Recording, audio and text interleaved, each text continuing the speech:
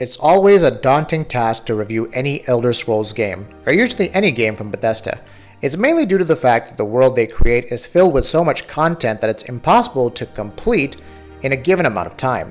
What makes things even worse is that you'll most definitely encounter bugs and technical glitches of the absurd variety whenever you play these games. It's easy to ignore them considering the scale, but most gamers have come to accept them as something that comes with a Bethesda game.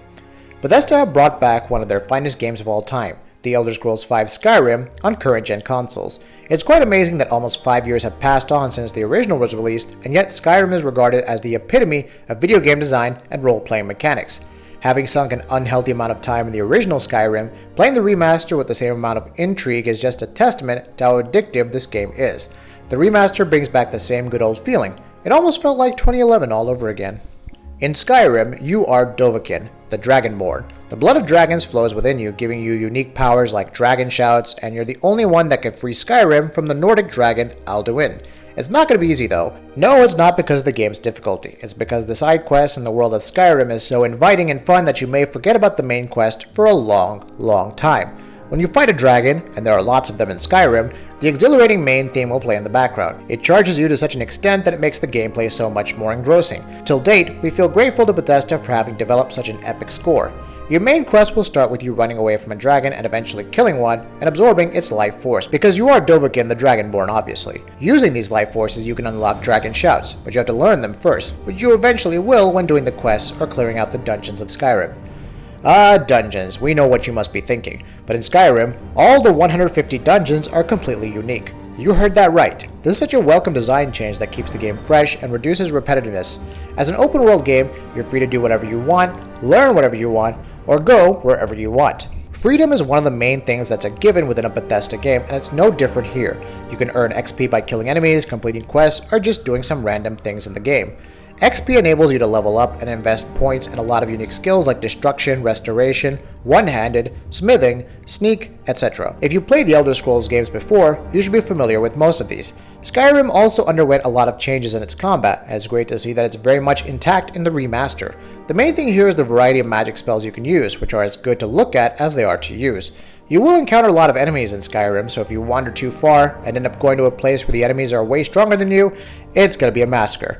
And not in a good way. A bear could end up mauling you pretty bad. These dangers are what make exploring fun though, since you never know what special armor or equipment you may end up finding that makes the game incredibly easier. You can also hire some companions if you need some help, but beware, they're mostly a hindrance because of pathfinding issues.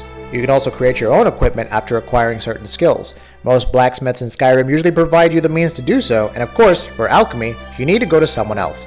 Creating things is fun, and is the only way you can easily get a legendary set, which makes you look like a badass. You can still be mauled by a bear though, such as the world of Skyrim. Damn bears, especially those white ones which could take a fireball in the face. There are some funny things you can encounter in the game. Giants taking down a dragon, mammoths taking down a dragon, or, well, a bear taking down a dragon. Of course, as you level up, you'll encounter stronger enemies like, say, blood dragons. So if you're playing in any difficulty over Adept, it's going to be tough. Be prepared to sink over 100 hours in this game, since once it hooks you with its addictive quests, there's no looking back here. It's literally amazing that after investing over 200 hours into the original, all of this still feels so fresh and intriguing. The music in this game is one of the most beautiful that we've ever heard. It just makes exploring so much more peaceful, and combined with the fact that the graphics look much better than the original, offering different vistas in daytime or nighttime, we played this game on the PlayStation 4, and there are a ton of differences compared to the PS3 version.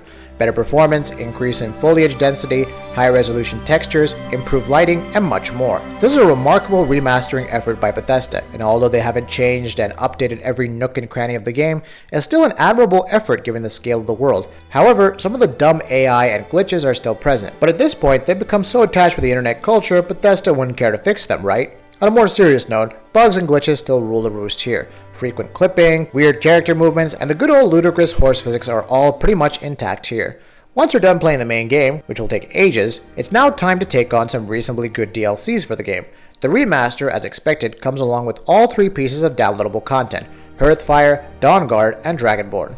Hearthfire still falls short, although it isn't a complete strikeout. It opens up newer homes, and thus newer banks, for you to store your stuff in. It allows you to hire stewards, which are your NPC companions, and they will stay at your house for whenever you need them, which saves you the trouble of trudging all across Skyrim to find them. And it offers up the convenience of having a carriage outside your new home that will take you anywhere you want. The actual home building and child adopting still sucks. Hearthfire still falls short of its promise. Dawnguard, on the other hand, still feels like a bit of a missed opportunity. The quintessential Skyrim experience has always been about literally making your own story that you would then share with others. Although in theory, Dawnguard offers more of that, the problem is with its rehashing of the same locations as in the core game and somewhat unimaginative quests, at least on the Vampire Hunter side, you'll find it lacking. It offers a nice dozen hours of play per quest, which means you should be able to add about 25 hours from it if you want to see everything it offers. Unfortunately, what it offers isn't all that much, and not that compelling to begin with. Fans of vampirism might like the ability to turn into a vampire lord, but that's the most you'll get from this. And finally, Dragonborn, which is perhaps the best DLC of the three.